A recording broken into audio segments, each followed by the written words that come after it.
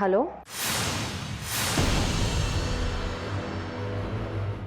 ಇನ್ನು ನೀನು ಅದೇ ಮನೇಲೇ ಇದೆಯಾ? ಸೂರ್ಯ ಅವ್ರಿಗೆ ನೀನು ನನ್ನನ್ನು ಮನೆಯಿಂದ ಆಚೆ ಹಾಕೋದಕ್ಕೆ ಅಷ್ಟೆಲ್ಲ ತಾಕೀತು ಮಾಡಿದ್ರು, ಅಷ್ಟು ಸಂಚು ರೂಪಿಸಿದ್ರು, ನಾನಿನ್ನೂ ಅದು ಹೇಗೆ ಈ ಮನೇಲೇ ಇದ್ದೀನಿ ಅಂತ ಆಶ್ಚರ್ಯ ಆಗ್ತಿದೆಯಾ?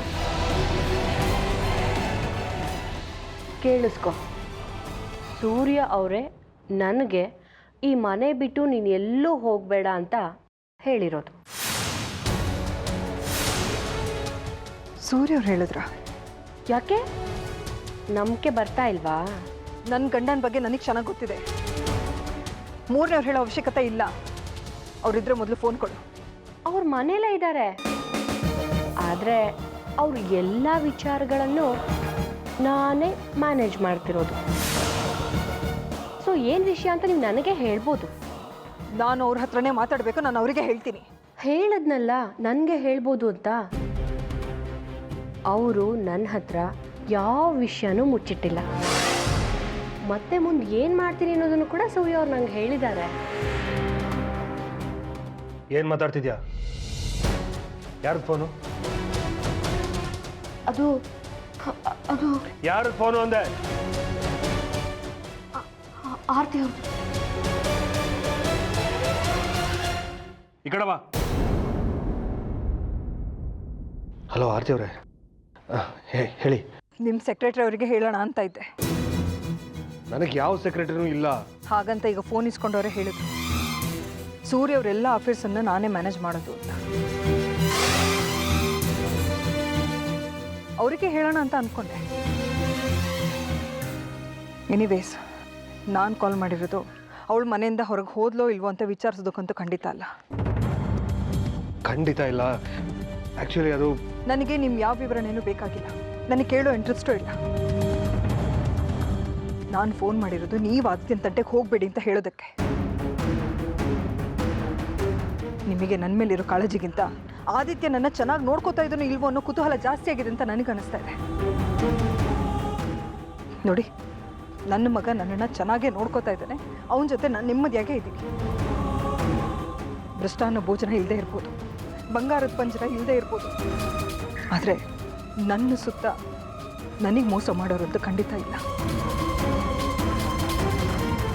ದಯವಿಟ್ಟು ಇದನ್ನು ವಿಚಾರಿಸೋದಕ್ಕೆ ಪದೇ ಪದೇ ನನಗೆ ಫೋನ್ ಮಾಡಬೇಡಿ. ಹಲೋ, ಮಾತು ಬೇಡ ಪ್ಲೀಸ್. ಹಲೋ ಆರ್ತಿ ಅವರೇ,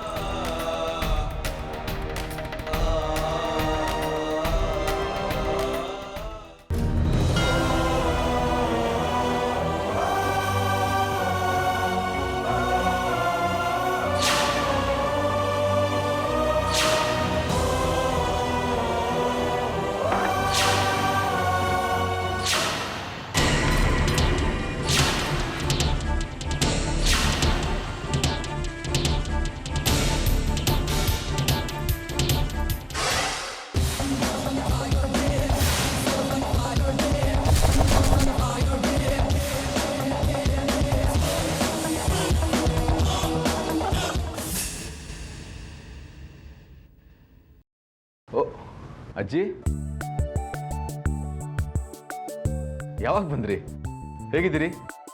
ಮಾವ ಈಗ ತಾನೇ ಎಲ್ಲೋ ಹೊರಗಡೆ ಹೋದ್ರು. ನೀ ಹೇಗಿದ್ಯಪ್ಪ? ನೋಡಿ ಹೀಗಿದ್ದೀನಿ. ನೀವು ಹೇಗಿದ್ದೀರಾ ಅಂತ ಹೇಳಲಿಲ್ಲ? ಹೇಳ್ಕೊಳೋ ಹಾಗೇನಿಲ್ಲ.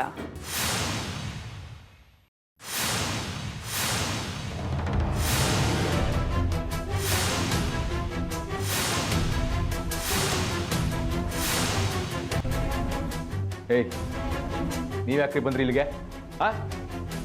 ನನ್ನ ಹೆಂಡ್ತಿನ ಕೊಲೆ ಮಾಡಿದ ಕೇಸ್ ಮೇಲೆ ಜೈಲಿಗೆ ಹೋಗಿದ್ರಿ, ಈಗ ಇಲ್ಲಿಗೆ ಬಂದಿದ್ದೀರಾ? ಮಾವ ನೋಡೋದಕ್ಕೂ ಮುಂಚೆ ಹೊರಡ್ಬೇಕಿಲ್ಲಿಂದ. ಅಪ್ಪ ಆಯ್ತು, ಈಗ ಮಗನ? ಅಪ್ಪನ ಚಿದಂಬರಂ ಬಂದಿದ್ದೀರಾ? ಅಮ್ಮ ಪ್ಲೀಸ್. ರೇ, ನೀವೇನ್ರಿ ಅವ್ರು ಹೇಳೋದು? ನಿಮ್ಗಂತೂ ಲಜ್ಜೆ ಸಜ್ಜೆ ಒಂದೂ ಇಲ್ಲ. ಇಷ್ಟು ವರ್ಷ ಮನೆ ಮುರಿದಿದ್ರಿ, ಈಗ ಇಲ್ಲಿಗೆ ಬಂದಿದ್ದೀರಾ ಮತ್ತೆ? ಅವಳನ್ನೇನು ಅನ್ಬೇಡ. ಜೀವನದುದ್ದಕ್ಕೂ ಆಪಾದನೆ ಹೊತ್ಕೊಂಡೇ ತಿರುಗ್ತಾ ಇದ್ದಾಳೆ. ಈಗ ನೀನು ಹೇಳಿದ್ಯಲ್ಲ, ಇವಳಿಂದಾನೇ ಆರ್ತಿ ಸೂರ್ಯನಿಂದ ದೂರ ಆಗಿದ್ದು ಅಂತ. ಅದು ಸುಳ್ಳು. ಆರ್ತಿನೇ ಸೂರ್ಯನ ಜೊತೆ ಜಗಳ ಆಡ್ಕೊಂಡು ಅವನನ್ನು ಬಿಟ್ಟು ಹೋಗಿದ್ದು. ಆಗ ಇವಳೆ ಸಾಕ್ಷಿನ ಆರ್ಯನ ಸಾಕಿದ್ದು. ಪಾಪ ಸಾಕ್ಷಿ ಕೊಲೆ ಕೇಸಲ್ಲಿ ಶಿಕ್ಷೆನೂ ಅನುಭವಿಸಿದ್ಲು. ಆದರೆ ಕೊಲೆ ಮಾಡಿದ್ದು ಆದಿತ್ಯ. ಅಲ್ಲ, ಸಾಕ್ಷಿ ಕೊಲೆ ಮಾಡಿದ್ದು ನಿಮ್ಮಪ್ಪ.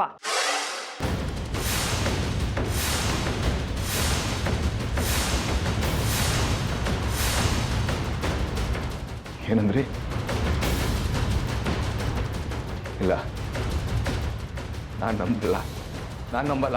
ನಮ್ಮ ಮಾತಿನ ಮೇಲೆ ನಂಬಿಕೆ ಇಲ್ಲ ಅಂದ್ರೆ ಹೋಗಿ ಅವ್ರನ್ನೇ ಕೇಳು.